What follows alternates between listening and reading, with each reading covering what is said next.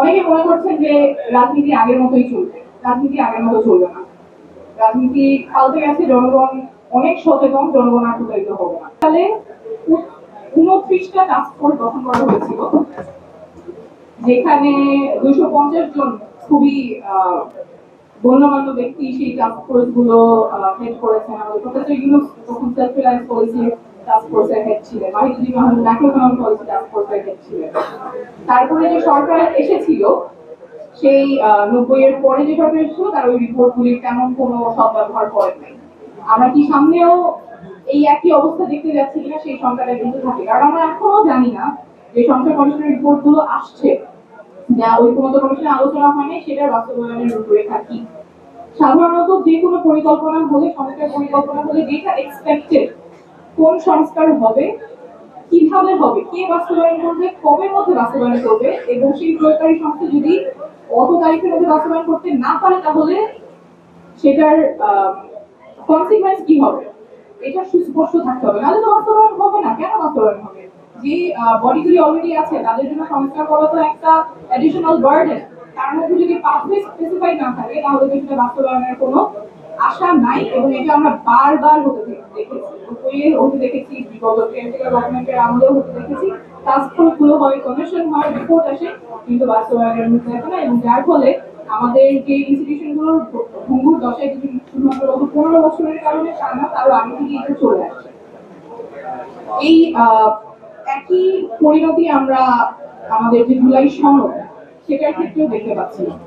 জুলাই সনদ নিয়ে এত এত ডায়ালগ, এত নেগোসিয়েশন, এত এফোর্ট, সবগুলো পলিটিক্যাল পার্টি একটা জায়গায় এসেছে যে আমাদের পরিবর্তন প্রয়োজন, এবং এই পরিবর্তনের মাধ্যমে করছি, এই পরিবর্তন আমরা বাস্তবায়ন করবো। তারপরেও বাস্তবায়নের পক্ষে এখানে এবং বাস্তবায়নের পক্ষে না থাকার ফলে জাতীয় নাগরিক পার্টি শেষমেশ সেখানে সই করতে পারে নাই। আমরা সই করতে চাই বাস্তবায়নের নির্দিষ্ট যাতে পক্ষে থাকে। যেভাবে আমরা যে কথাটা বলছি, কে বাস্তবায়ন করবে, কবের মধ্যে করবে এবং না করলে কি হবে, এইটা স্পষ্ট করতে হবে প্রত্যেকটা সংস্কারের ক্ষেত্রে, জুলাই সনদের ক্ষেত্রে। এখানে কমিশন থেকে একটা প্রস্তাবনা এসেছে যে যদি নির্ধারিত সময়ের মধ্যে যে সংস্কারগুলোর কথা বলা হচ্ছে সেটা যদি না করা হয়, তাহলে সেটা স্বয়ংক্রিয়ভাবে গৃহীত হয়েছে, এটা দেখা হবে। So that is one way of saying what will happen if this is not implemented. There can be other ways, but what is the other way? We cannot leave it without consequences. যদি এটা না হয়, তাহলে কি হবে, সেটা যদি স্পষ্ট না হয়, তাহলে হয়তো এটা হবে না।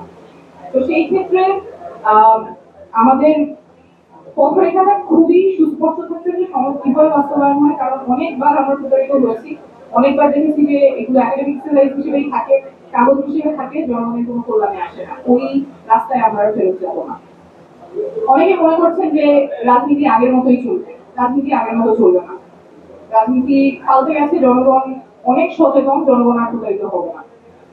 নোট অফ ডিসেন্ট নিয়ে শেষ একটা কথা, জাস্ট একটা এক্সাম্পল দিয়ে বোঝানোর জন্য। যেমন আর্টিকেল 70 জাতীয় নাগরিক পার্টি চেয়েছিল আর্টিকেল 70 যাতে বাতিল হয়, কিন্তু ঐক্যমতের স্বার্থে সেখানে অনেকগুলো পলিটিক্যাল পার্টির সাথে আলোচনার সাপেক্ষে দুটো এক্সেপশন অর্থনীতি এবং আস্থা ভোট। তো এইটা নিয়ে সাফিসিয়েন্ট কনসেন্সাস ওখানে হয়েছে, অর্থাৎ পলিটিক্যাল পার্টি সবাই মোটামুটি একটা জায়গায় আসার ফলে কেউ ছাড় দিয়েছে, কেউ যেটা চেয়েছিল সেটা পেয়েছে, সেটা তারপরে ঐক্যমত লিপিবদ্ধ হয়েছে। এখন প্রশ্ন হচ্ছে যেটা সবার মধ্যে ঐক্যমত হয়েছে সেটা জনগণের কাছে যাতে গণভোটে যাবে। এর চেয়ে আর কমপ্লিকেটেড করবে যে অ্যান্সারটা গণভোটের মাধ্যমে আসবে, that will be very difficult to interpret. তো যেই পদ্ধতিতে একটা সাফিসিয়েন্ট কনসেন্সাসের মাধ্যমে ইলেকশনে ঐক্যমত প্রপোজালগুলি এসেছে, সেইটার মানুষের আরো যদি কমপ্লিকেট করা হয়, আমার এটার পক্ষে একজন ছিল, বিপক্ষে একজন ছিল, এবং প্রপোজাল আলটিমেটলি এটার বিপক্ষে মানুষ যখন হ্যাঁ না ভোট দিবে, সেটার উত্তর কি আসতেছে, মানুষ কি বলতেছে, এটা বোঝা খুবই ডিফিকাল্ট।